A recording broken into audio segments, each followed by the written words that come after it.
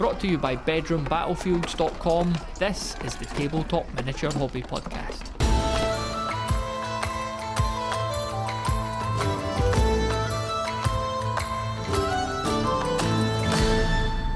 Hello and welcome to the Tabletop Miniature Hobby Podcast. It's Matthew with you here, and on this episode we're continuing our conversation around large-scale narrative wargaming, and it doesn't get much more large-scale than a campaign that's been running for more than 13 years.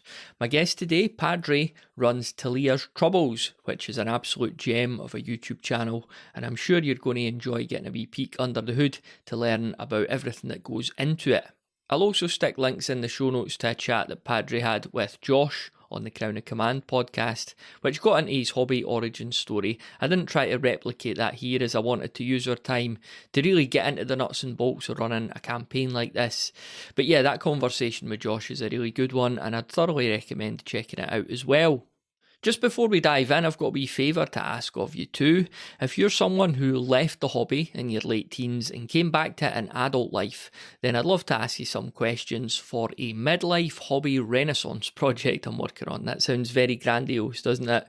But if you've got a spare 10 minutes, a cup of coffee, and the inclination to do some introspection, then head on over to bedroombattlefields.com/survey, and I'd love to learn more about your story, your opinions, your experiences, and all that sort of stuff. So again, that's bedroombattlefields.com/survey, and I'll put a link in the show notes too. Alright, onwards to my chat with Padre then, who had said in our Discord community after Jason's episode where Rick Priestley went out that he'd really enjoyed that conversation, but it had left him feeling a wee bit confused. So I thought I'd kick things off by asking him to elaborate on that. Yeah, I must admit, it was almost a surprise to hear them talking about it as if it was a novelty, as if narrative wargaming was a thing of the past which people are rediscovering or need to revisit. Because basically since 1983, with the black and white first edition of Warhammer Fantasy Battles, what was it?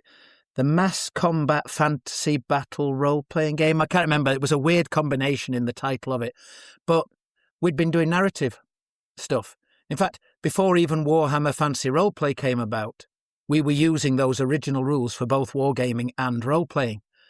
And having always games mastered narrative games, campaigns, it never occurred to me that it was a rarity.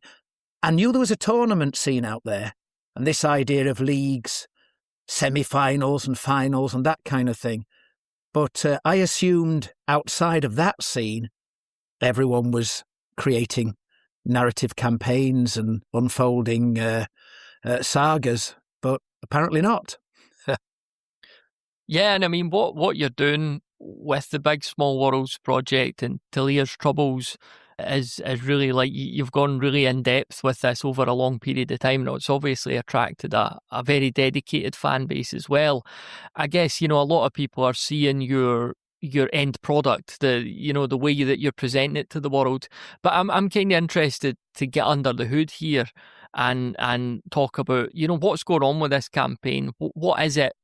How is it set up and how does it work? So, like, if we strip away the presentation and the videos and stuff, could you give the listener, anyone who's not familiar with it, just a summary of the campaign, the story, and the kind of work that goes into it on a weekly basis? Yeah, it's Mighty Empires at its root. I've been using that system since Mighty Empires came out. I know I borrowed some elements from the old General's Compendium, but I couldn't tell you what the elements were now, because as well as the Mighty Empires and the General's Compendium, there's been the house rules that have been developed over several campaigns, even pre-internet campaigns, certainly pre-YouTube and such. And then even more rules. Like, the main difference with this campaign compared to your basic Mighty Empires rules is subsistence. We realised in earlier campaigns armies were getting huge because people, once they started conquering things and getting supply points and getting ever more supply points, not just from the loot but from their newly enlarged realms, their armies were becoming so bloated. I remember we tried to correct it very early on by saying you can only put 5,000 points of your army on the tabletop. So if you've got a 7,000 point army, you've got to decide what units go on the tabletop. It's a very unsatisfactory way of doing it, because you'd think, well, what are the other 2,000 points doing? Surely they would be coming round in a flank attack and such. But this time, supply points don't just buy reinforcements or replace casualties. They are needed, one supply point every season, for the subsistence of every 1,000 points of troops. And it seems to have worked. It's created a balance on the army sizes. And yeah, I mean, obviously the campaign's 13 years old, so it's an old rule now, but considering this is like the 8th campaign that I put pictures out for, because the earlier ones were all on forums and such, it still feels like my new campaign. But yeah, Mighty Empires at root, because it's games mastered, there's all sorts of little touches you can put in, like movement. Theoretically, you can move, I think it is 2 hexes a turn. And we've got a rule that if you're in your own realm or you're on roads, maybe 3 hexes a turn. But because there's a games master involved, if I know someone's given orders to really move quickly, if I know they're on roads, or the weather's good, or there's very few artillery elements, or kind of heavy things to slow them down, I'll often say, right, they've done the 3 hexes. On a 4, 5, or 6, they'll squeeze another hex of movement out. So I'm constantly adding all sorts of extra little, not rules, but extra events, extra twists to how things work. Try and do it fairly. I don't care if the good guys win or the bad guys win, as long as there's a good story, which seems to happen whoever wins. So yeah, games mastered, Mighty Empires at root. Yeah, I mean, you'll have to forgive my ignorance a wee bit, because I don't know a massive amount about Mighty Empires. Can't even say it, evidently, but it seems to me to be a very zoomed out game. Like, we're not even talking about 6 mil troops or that. It seems completely like map level. Is that correct? Yeah, it's a hex map. The players got in a game world map, which had no hexes on it, and only had large settlements on it and such. And they got the hex map, but with more detail closer to their realm, and certainly lots of detail within their own realm. And armies, I think the original term was banners. So the entire realm army has to be balanced as per the army composition rules. And if you take casualties, you have to try and regain the balance as your first priority whenever you're using supply points to repair casualties and such. But the banners don't have to be balanced, because you could take all your special troops and rare troops and heroes, put them in a banner of, say, 2,000 points and have them march off, leaving all the core at home. So in the original Mighty Empires, that banner would just be a 2,000 point banner. But there was always an element. We did play Mighty Empires originally as a board game, but even then, we were also playing it. Now, that was just a while away, an afternoon, but we were also playing it as a means to create a story and a narrative behind tabletop games as well. But yeah, the crazy thing is the players, I don't know if they always realise that the possibilities. If at any point a player, because each player is effectively role-playing one character, their player character, the lord or the king or the general of an army.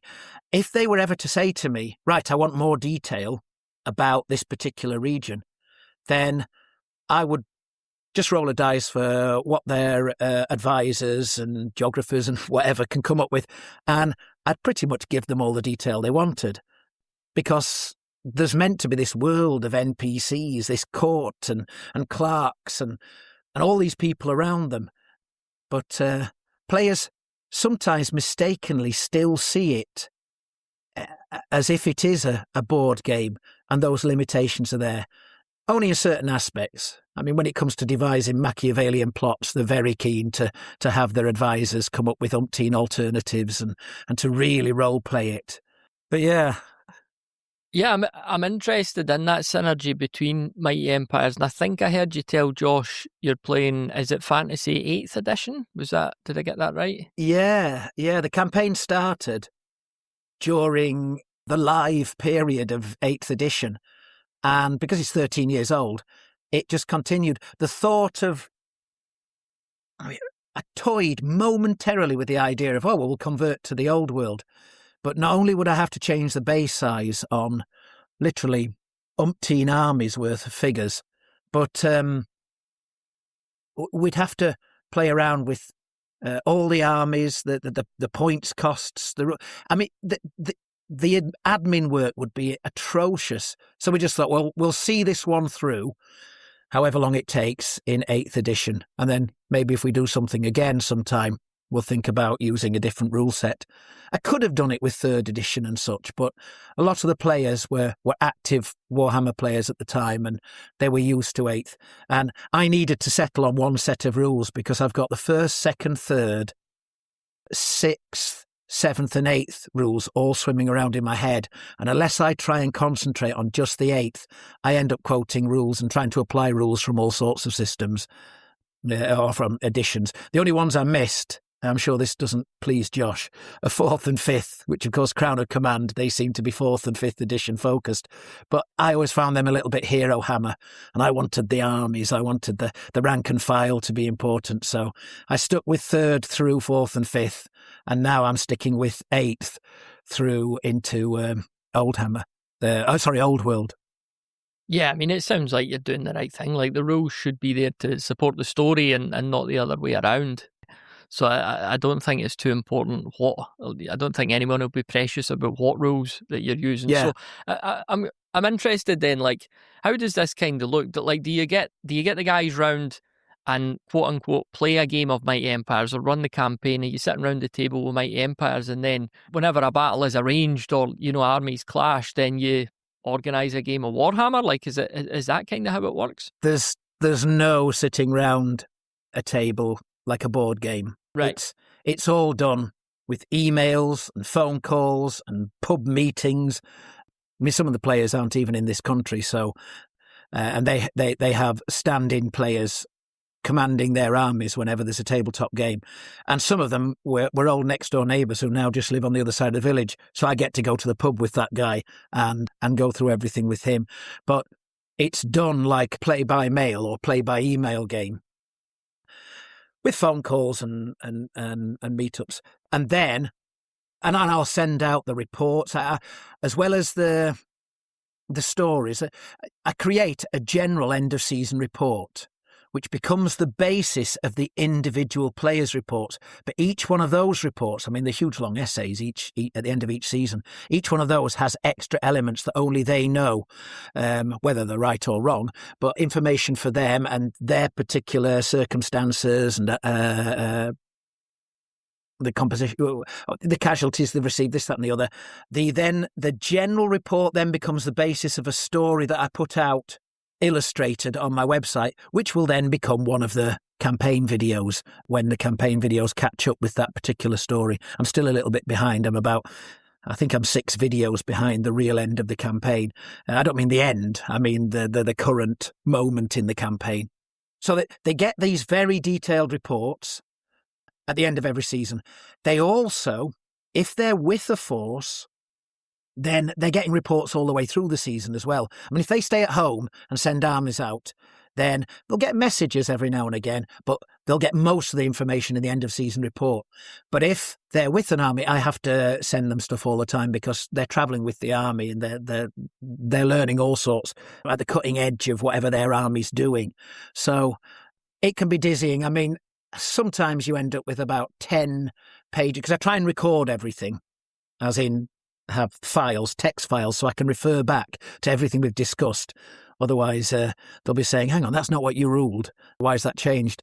But there can be 10 pages of 10-point text just as a discussion with some players. I mean, every player is different. Some are happy with a very general order and then they let their army commanders get on with it. And some lean towards almost micromanaging, which is tempting to do when you're physically with the army or with one of your banners. So it's a mass of communications going back and forth between me and, well, there's always been between 6 and 8 players. And then, of course, when there's a battle, we have to arrange a game. And that's where one of the big delays that comes in. This is one of the reasons it's been 13 years.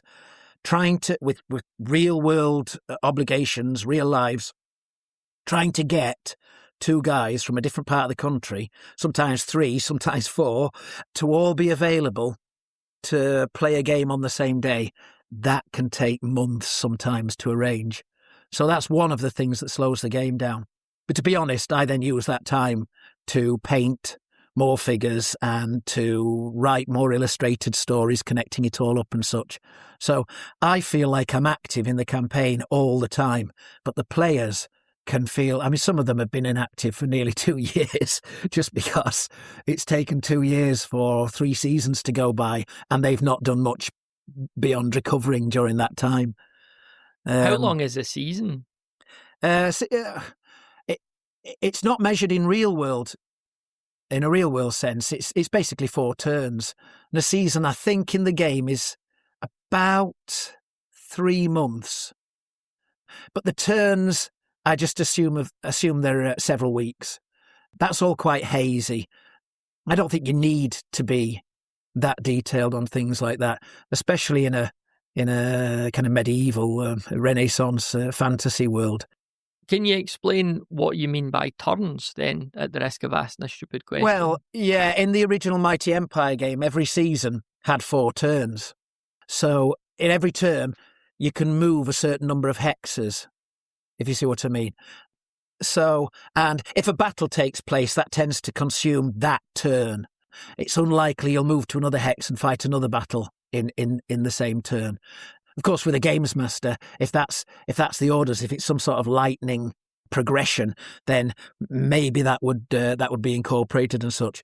But yeah, I mean, the players give me their orders at the start of a season, and those orders are meant to apply for the whole 4 turns of that season.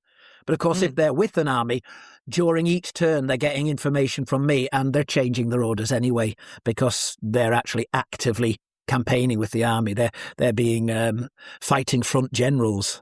So, yeah. You've touched on the interaction so far with the players. Like, how, I mean, you've said that, you could be in the pub with one guy, whereas you're getting emails from somebody else. Like, is there a limit or a system for them interacting with you and giving orders and stuff like that? How does it all kind of work? Not really. I mean, like I said, some will give me a few sentences for their orders, and some will engage in a vast discussion. But at the end of the day, I try and get the orders for all the players, 6 to 8 players, onto one sheet of A4 by using shorthand and all sorts. But I'll cut it down to the basics. I'll send them my version of the finalised orders, because if we've talked for days over orders and possibilities, I want them to see this is what I'm going to act on. And they usually okay it and say, yeah, that's pretty much where I am. That's it. So I just like the idea of being able to refer to one page for the orders for that season. It's complicated enough with the players changing the orders if they're actively marching around and such. Sorry. I was just going to say, where are you documenting all this? Like, is there a brain like that you're putting all this into, like software or whatever? Not really, no. I've never really got into spreadsheets and all that kind of thing. Although one of my players uses spreadsheets for his army list, and I get so confused, even just trying to print it out and find the information, looking at this strange collection of boxes, most of which seem to be blank, and I'm like, where the heck's the army? I can't find the army. So, yeah. No, it's done the old-fashioned way. I have a pencil record of everything that I've GM'd, all the map moves, all the times I've had to make dice rolls, and this, that, and the other. I've also got the email record, which is the communications record, which I then collate into a word process file and have in chronological order. Then, bizarrely, I riffle shuffle the two together so that the pencil notes that connect to these particular word processed communications, they are all next to each other physically. And I end up with this big pile of papers for every season where it's half printed, half pencil notes, but all in chronological order turn by turn by turn. So 6 players for one turn, then 6 players for the next turn, then 6 players for the next turn. And it means that I can find stuff later on. Because, like I said, it's part of being an effective games master. The players want me to be fair, to be consistent. So I need that record. You never know what tiny detail's going to become crucial later on, and if you don't record it, then you've got to rule again on it and such. So yeah.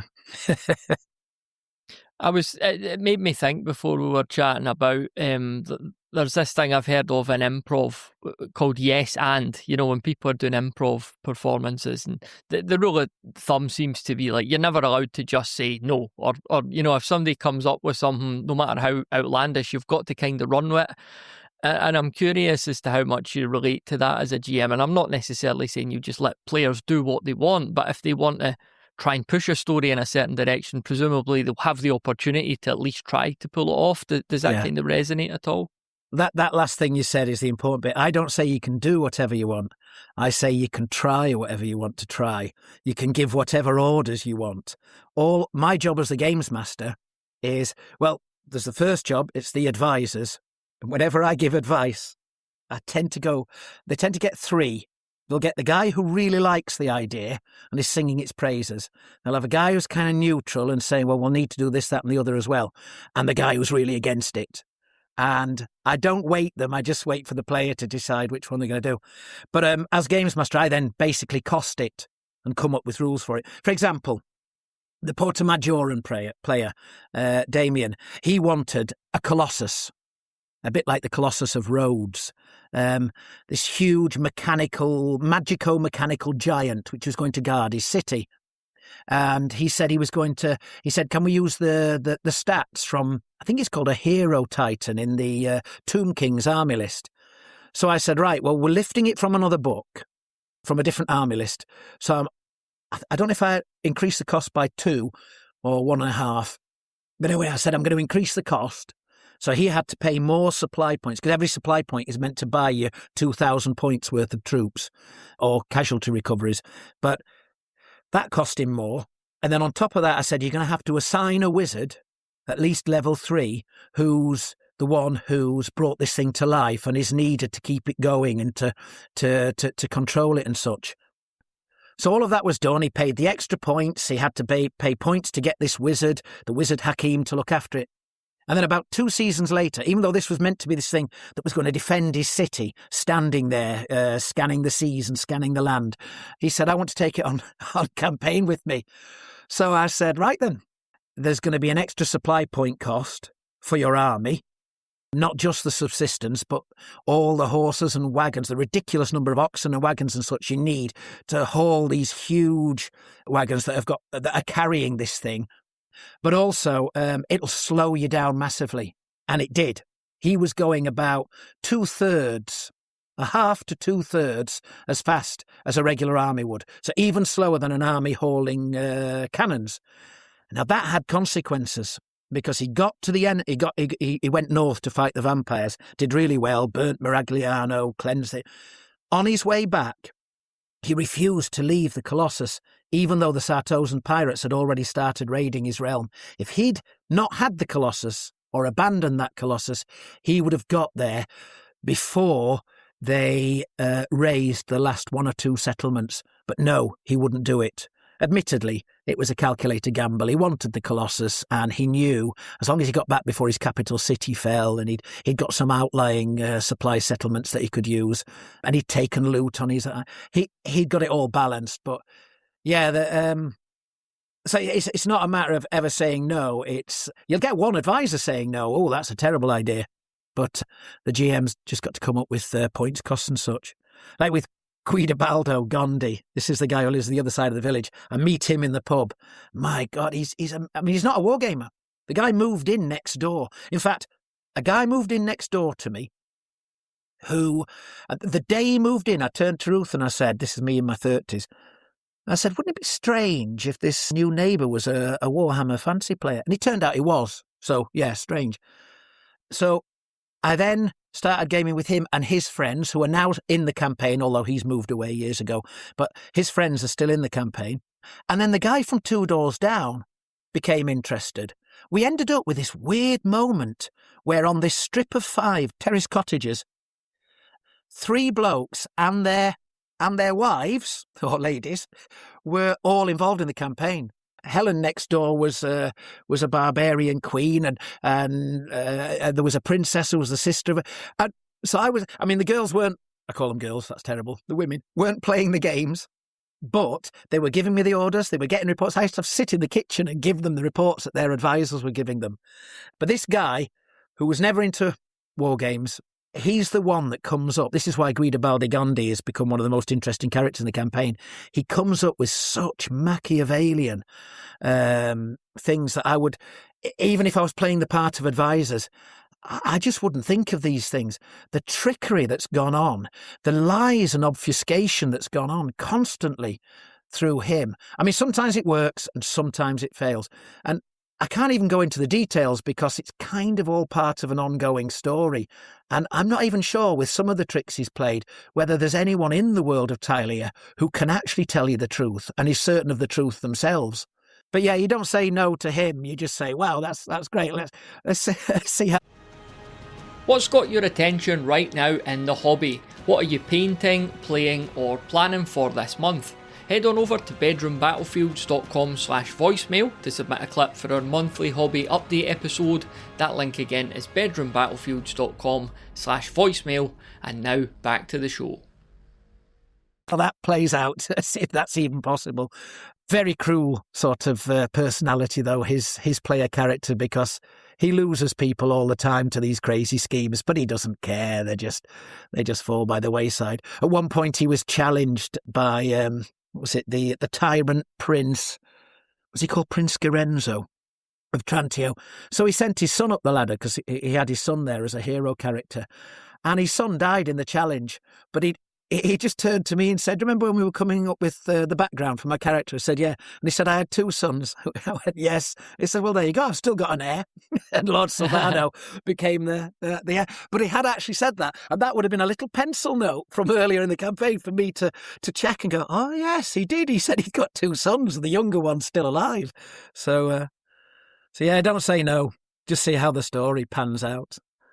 Yeah, it sounds like lots of fantastic sort of stories, and there's a whole game taking place off the table. Yeah. Are you able to give us examples of when the situations arrived that you've got to get one of these battles on the go, and at maybe a scenario that you had to play out because of something that happened off table? Yeah, there's so many of those in the campaign, which I sometimes worry with the videos that people will think, what is going on here? This is not like a tabletop game. Why is one army vastly outnumbered by another? Why has one army got all these strange elements? Like, for example, in the Battle for Urbino, which I think is one of the early 50s videos, 51 or 52 or 53, I can't remember, the maestro, Angelo de Leone, had made a steam tank, and it was a Tylean version of the steam tank. It was wooden. I'd modelled this thing. I'd used an Airfix model of Trevithick's 1812 steam locomotive to create a self-propelled warp lightning cannon. So when I made the steam tank, I used little bits of plastic and stuff because I collect all sorts of junk that I might then turn into a scratch-built model. But I basically recreated a smaller version that kind of looked like the same sort of thing. I then buried this inside this wooden shell and mounted a Hellblaster volley gun on the top and various swivel guns. I had crew and such inside. It was utterly pointless because once I put the wood around it, you could hardly see what was inside it, but I knew all the engine pieces were in there. Anyway, that was good. He went to attack one town. It could have been Viadaza, and it had nothing to do because it was an assault. So all it could do was trundle around outside the walls. Well, then later on, he was trying to attack the moated town, walled and moated town of Urbino. Well, of course, this thing wasn't going to be much use with that, but sitting in the pub with the guy, we decide, no, hang on, I've just lied because I've got the wrong guy there. No, it was an NPC. I think Angelo Delone, I thought, I must have brainstormed some ideas that Angelo Delone, I'm getting muddled up. It's the Remans. So I brainstorm. What I do as a games master, I don't just come up with an idea. I write several ideas down and roll a dice. So I'll have come up with, I don't know, a petard or some kind of mobile platform that will get them up on the walls, or some kind of battering ram. I've rolled, and it came up with mobile platform, and I thought, right, well, he's got the mobile element right now, the steam engine. So we decided he'd strip off the upper platform with the swivel guns and the Hellblaster volley gun, and build this huge kind of perpendicular, kind of diagonal ramp, and it would just ride up to the walls with this ramp sticking out, so that it would extend over the moat, touch the top of the walls, and the soldiers were meant to run up this ramp. But at that point, the vampire player said, "I'm not waiting. I'm sallying out." I'm not sure why he did it, because you'd think he'd have more of a chance behind the walls, but he thought, no, I'm going out. So we ended up playing the battle, and this steam machine, which I'd done a whole story about it parading through the streets and the crowds going wild at this amazing device that was going to win them the wars. It had failed in its first battle because it had nothing to do, and in its second battle, where it ended up being destroyed, it didn't even have any armament. It had a part completed ramp on the back of it. So all it could do was trundle towards the enemy and hoping to crush them somehow. But it got caught up in a load of ethereal units and basically just was caught in it. It couldn't hurt them, and they couldn't hurt it. Meanwhile, the army was destroyed, and that was the end of the steam engine. So yeah, you're constantly coming up with rules. Later on, we had another guy, Captain Guccio, he had to create a petard pushed up to the walls, and he had to create these things to bridge a moat, which were like wheeled platforms with a huge wooden platform kind of stuck on the front of them, and ropes, and then these rocks, I used pebbles, to counterweight it. And the idea was you would trundle these up to the moat, and then you would drop these platforms over the moat to create these little bridges, and then the ladder arm troops would rush over. So constantly coming up with things like the player for Porto Maggiore was attacking a really swollen moat. This is one of the recent videos. I think it's about 122 or something. The assault on Maragliano. There'd been a moat, but because the undead had the city for several seasons, in fact several years, none of the dredging and all the stuff they'd done for the upkeep of the moat had been done. And because it was right next to the swamps, I forget what they're called, the blighted marshes, we said that the moat had swollen. So he had to create rafts to paddle across the river. But because the undead had been there for ages, I thought, right, there's got to be some consequences of the undead. So I had rules for marsh zombies that could appear. They never did because we didn't roll the right number, but I painted these zombies. Luckily, I got them into a prequel story, so at least I got some use out of them in a story, even though they were never in the battle. We had these huge rotting leviathans that had woken from underneath the marsh, these prehistoric undead creatures that rose up to the top. They never appeared either because his magic was thwarted when he was trying to conjure them and such. But there were so many rules for that. He had a battering ram on rafts. He had huge rafts with siege towers on them. We thought it was going to be a crazy game with marsh zombies attacking from the rear and leviathans coming up. I mean, it was crazy enough, but none of those elements that I'd modelled and made all these rules for, very few of them actually happened on the... Oh, no, No, the leviathans didn't turn up. There were some ethereal creatures that went over the moat and upturned one of the rafts with the dwarves on it, yes. I'm thinking that was a leviathan, but no, it wasn't. It was some Age of Sigmar figures I'd converted into some version of wights or something. They were difficult to convert from round, textured, stylized bases onto square bases. That was a challenge. But at least they got used in the game, unlike the regiment of 30 swamp zombies that never featured on the tabletop because of my elaborate rules for how you could call on them. Yeah. There's a really great sort of zoom in, zoom out thing going on with your whole project, with your whole campaign, because you zoom right out to the level of a country, don't you? But if you go into, in your videos, there's just conversations between two peasants or whatever. So you've got a really good. Do you find that quite natural, that ability to see it from afar and get really into, day-to-day lives of people? My hand is forced. I can't write what the players are thinking and planning, the player characters are thinking and planning. I can do a conversation involving them by getting the player involved, in which case they tell me their response to various... there's a lot of communication involved there. It's constantly back and forth as I say, well, this guy says this next, what do you reply? So I can put them in a story like that. But most of the time, and my hand is forced, I do the stories from non-player characters' perspectives. And according to who the characters are, where they are, what they've heard, what's going on around them, what weird diplomacy and Machiavellian tricks are going on, what misinformation's being spread, what religion they are, all these things come into it. But basically, you're presenting the story, but from an in-world character's perspective. So you have to take everything with a pinch of salt. They might be exactly right on some things, but very wrong on others. But it means I can put information out there without going overboard on the kind of, I don't know, God's eye view of things, where you literally just, as if you're looking at the board and you can see exactly what's going on in a board game. And it just seems easier to have 2 or 3 people. I used to worry that there's too many instances where 2 or 3 Sartosans or 2 or 3 soldiers or 2 or 3 peasants are having a chat. But then I thought, no, it's just easier to do it that way. And then you've got 2 or 3 different opinions on everything. What so-and-so's heard, what in the temple, in the proclamation, from the neighbour, from a cousin in another town. And it allows me to do... originally, they weren't intended for the videos. They weren't even intended for the stories. It was my way of imparting the kind of gossip and traders' talk and merchants' talk that was coming into Realms, so that the players would have lots of information to work with. They'd have to decide how much of it's true, which they could trust.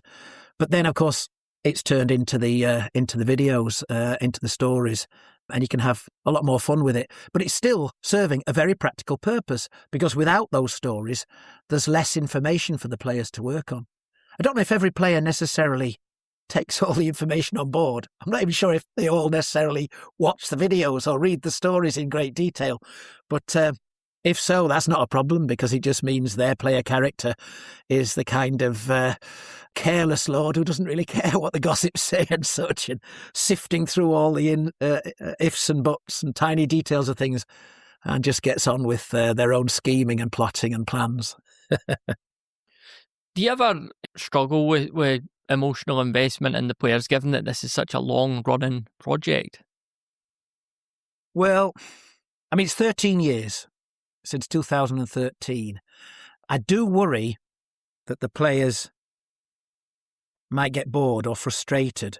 We did a battle about a month ago, huge battle, and I'm still working on the report for it, because what I've found is the best way to get pictures is you take photographs during the game, but you don't want to interfere with the gameplay, getting people to take things off the table and trying to move a blue sky around in the background on a big board and all that kind of stuff.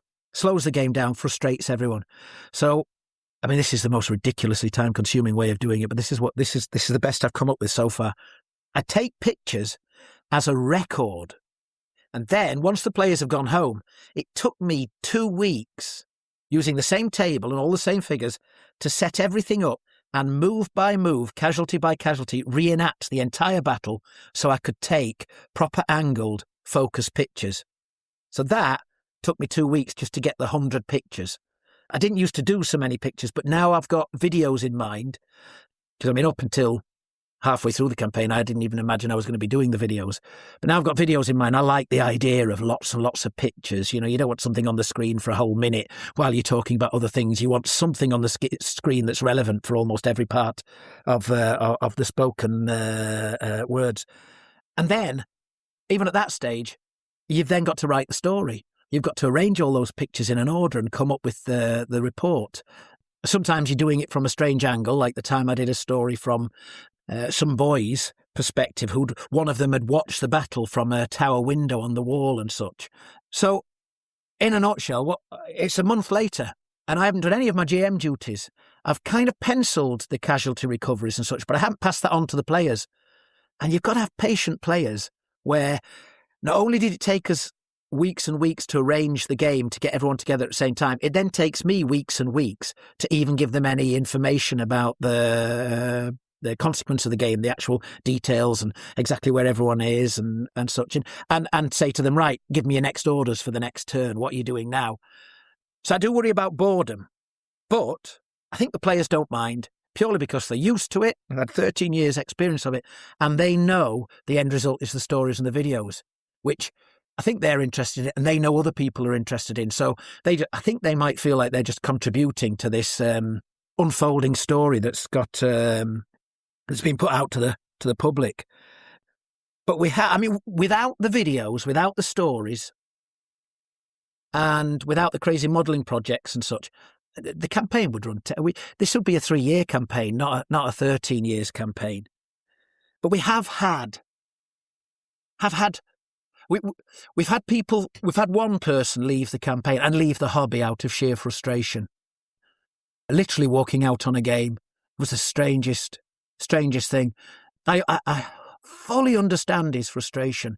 He was taking on an alliance of 4 armies, and it had taken the organiser of the alliance a real-world year to put this together with the diplomacy and the ambassadors and this, that and the other.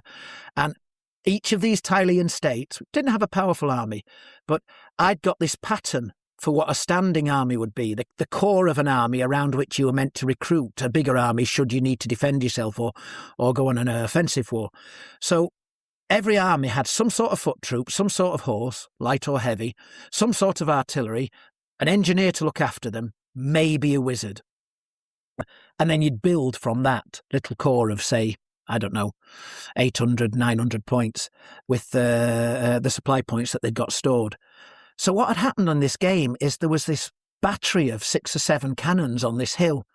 There was I think it was 5 engineers up there, because 3 little realms had brought their own engineer and the main player had brought 2. And in the campaign army list, it said you could pay for an engineer. If you wanted a second one, you had to pay double the cost. So he paid double the cost. So there's 5 engineers up there.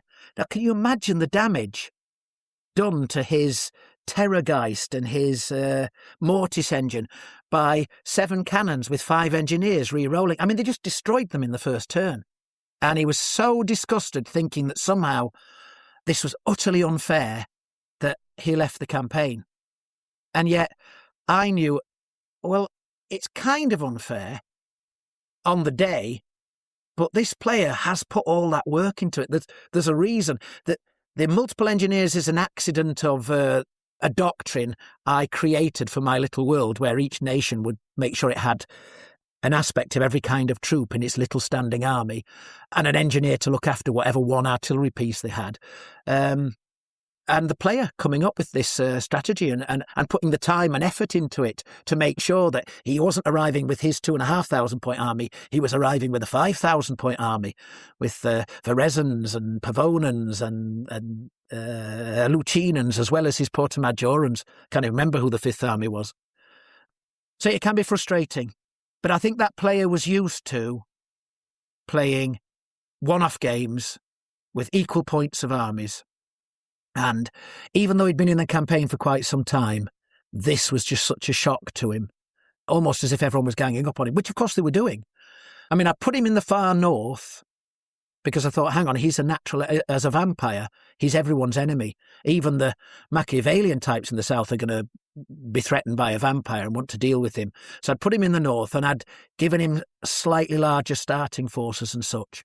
So I tried to balance it that way, which is, I mean, you might say that's the referee sort of, too much referee influence and stuff. But I thought, well, the world wouldn't exist if he was in the middle of everyone, because he would have never been allowed to grow. He must be on a corner somewhere.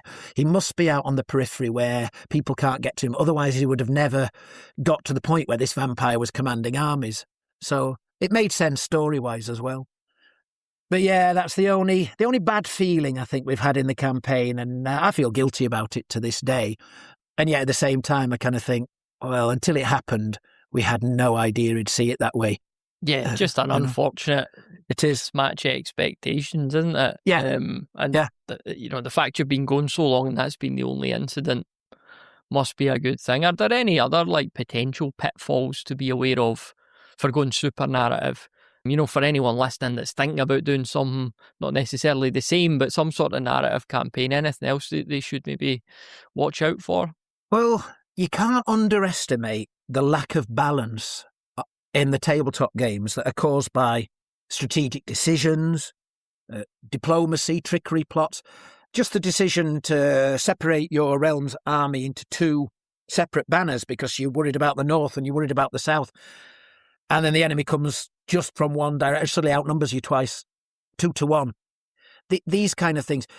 The trick is for the players to understand that the game is, I think you kind of referred to it earlier on, it's as much about the strategy, the diplomacy, and that board game map level play as it is the tabletop play.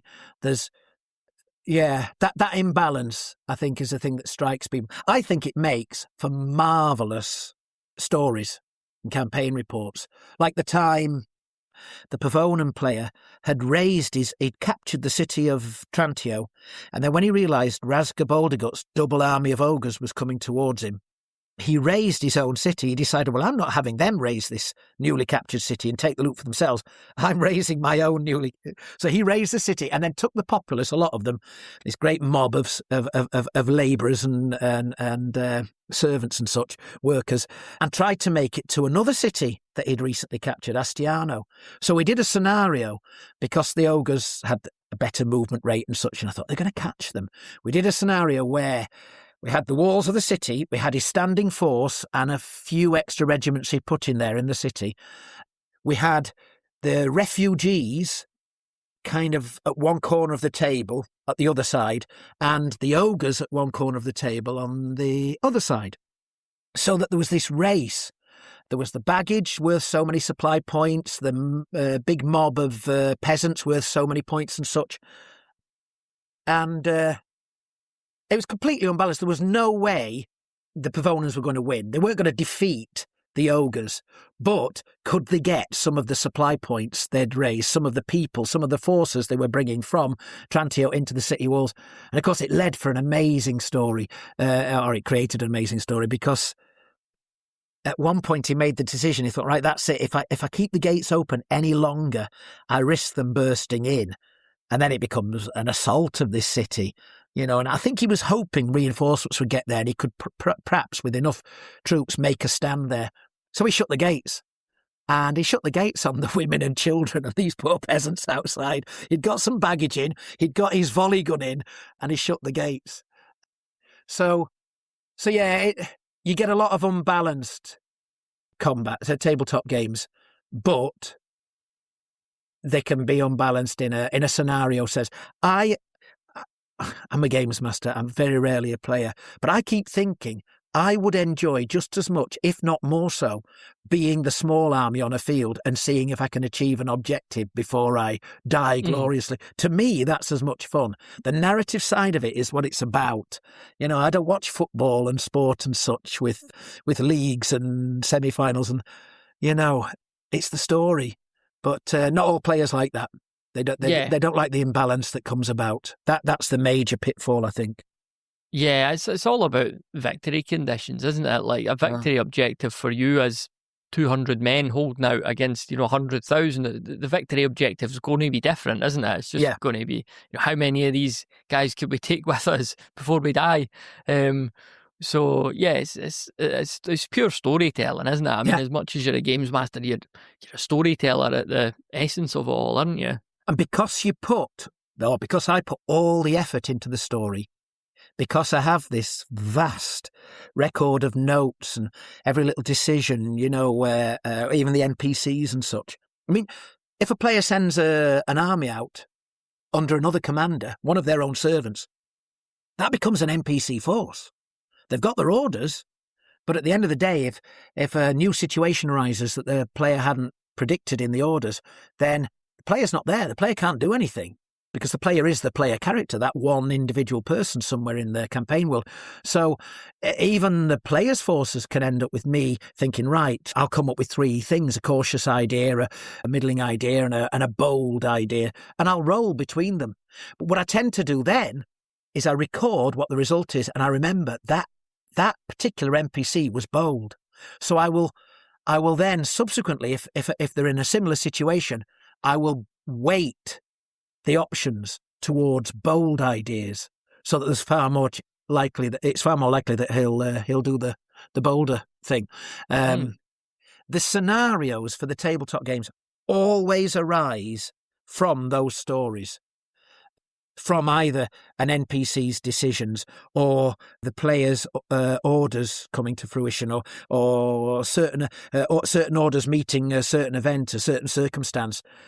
I never really think, right, how can I make this game interesting? Because I'm happy with a game just being two armies meet on the field. That happens. Recently, it's been happening quite a lot. But what you tend to find is half the time the armies meet, and you think, oh, bugger, I'm going to have to include this situation, and of course they've got that with them, so I'm going to incorporate that into it. So the scenarios just seem to arise from the story, from the player's orders, from the NPC's decisions, from the particular strange thing. The fact that a Colossus has been involved in the army, or an engineer's come up with strange petards and moat bridges. All of these things drive the scenarios, rather than me thinking, oh, I need to come up with something, some kind of victory conditions and such, And we've got the rules for victory. I mean, for example, if you win a game, you get half the casualties on the field back and everyone who ran off the table. If it's a draw, you get a third of the casualties on the field back. If it's a loss, you can run away with whoever left your table edge, but you lose everything else. There's rules for parleys. There's rules for casualty recovery for heroes, whether they're captured, whether they're wounded, whether they escape. All this kind of stuff is there. These mechanics are all there. So even a straightforward tabletop battle with no particular scenario rules still has a bunch of paperwork and calculations to be done at the end of it to work out what's happened as a consequence. I think sometimes people who watch the videos might think, hang on, they took a lot of casualties that battle. How come the army still seems substantial? But if your 40 regiment lost 20 men but regained 10 because they won the battle, you've now got a 30 regiment. It's still substantial. The trick is to keep winning and so that any casualties you get more and more of them back. A massive thanks to Padre for taking the time to chat, and I will of course stick a link to the Talier's Troubles YouTube channel in the show notes. A final call too for returned hobbyists to take my midlife hobby renaissance survey. You'll find the link in the show notes too, or at bedroombattlefields.com/survey. I massively appreciate your time if you're able to fill that out. Alright, that is it for this episode of the Tabletop Miniature Hobby Podcast. Thanks once again for listening, and we'll chat again on the next one.